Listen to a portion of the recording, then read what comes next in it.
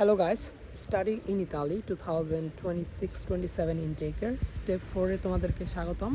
Step 4-এ তোমাদের 4টা ডকুমেন্টই collect করতে হবে। তোমরা যারা 2026 সালে ইতালিতে ব্যাচেলার্স অথবা মাস্টার্স করতে আসতে চাও ফুল স্কলারশিপ নিয়ে এবং সেলফ প্রসেসিং করে নিজে নিজে, তাদের জন্য আমি প্লেলিস্টটা বানাচ্ছি এবং আজকে সেই প্লেলিস্টের 4 নাম্বার ভিডিও। আমার ইউটিউব চ্যানেলে গেলেই সেই প্লেলিস্টটা পেয়ে যাবা, স্টাডি ইন ইতালি 2026-27 নামে। তো আজকের ভিডিওতে আমরা মেন টপিকে ফিরে আসি। যারা ব্যাচেলার্সের জন্য আসবা, এইচএসসি কমপ্লিট করে ফেলেছ, সেটা হতে পারে এইচএসসি 22, 23, 24 ব্যাচ। আর 25 ব্যাচের ক্ষেত্রে আমি বলি 25 ব্যাচ এখন হচ্ছে এইচএসসি পরীক্ষা চলতেছে, তো তোমাদের রেজাল্ট প্রকাশিত হবে। প্রকাশিত হওয়ার পর এই কাজগুলাই করবা। তোমাদের ক্ষেত্রেও সেম প্রসেস, জাস্ট রেজাল্ট বের হওয়ার পরে করতে হবে, এটা আগে থেকে বলে রাখলাম। তো স্টেপ 4 আমাদের 4টা ডকুমেন্টের প্রথমটা হচ্ছে আমাদের নিজ নিজ কলেজে যেতে হবে। কলেজে গিয়ে প্রিন্সিপালের কাছ থেকে একটা রিকমেন্ডেশন লেটার আনতে হবে এবং দ্বিতীয় কাজ হচ্ছে আমাদের সেম কলেজে গিয়ে আমাদের একটা সাবজেক্টিভ প্রফেসর বা স্যারের কাছ থেকে একটা রিকমেন্ডেশন লেটার আনতে হবে। তো তুমি যদি সায়েন্সে পড়তে আসতে চাও ব্যাচেলার্সে, তাহলে একটা রিকমেন্ডেশন লেটার প্রিন্সিপাল থেকে আর একটা রিকমেন্ডেশন লেটার নিবা হচ্ছে সায়েন্সের যে কোনো একটা স্যারের কাছ থেকে। ধরো তুমি বায়োলজিক্যাল সাবজেক্টে পড়তে আসতেছো, সেক্ষেত্রে বায়োলজি বা কেমিস্ট্রি প্রফেসরের কাছ থেকে একটা নিলা, আর একটা হচ্ছে প্রিন্সিপাল স্যারের কাছ থেকে নিলা। সেমভাবে যারা বিজনেস স্টাডিজের আছো তারা একটা হচ্ছে প্রিন্সিপাল স্যারের কাছ থেকে নিবা, আর একটা হচ্ছে তোমাদের ওই সাবজেক্ট রিলেটেড কোনো প্রফেসর বা স্যারের কাছ থেকে রিকমেন্ডেশন লেটার নিবা। এবং আর্টসের ক্ষেত্রেও সেম প্রসেস, প্রিন্সিপাল এবং হচ্ছে অন্য একটা স্যার।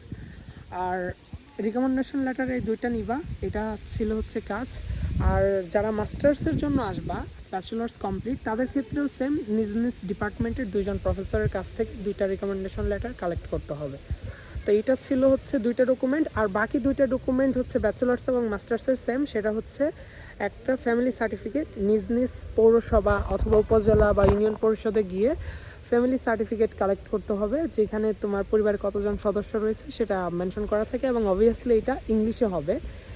আর আরেকটা ডকুমেন্ট সেই ইউনিয়ন পরিষদ বা উপজেলা বা পৌরসভা থেকে কালেক্ট করতে হবে, সেটা হচ্ছে বার্থ সার্টিফিকেট, ইংলিশে যেটা থাকে এবং নিচে কিউআর কোড থাকে।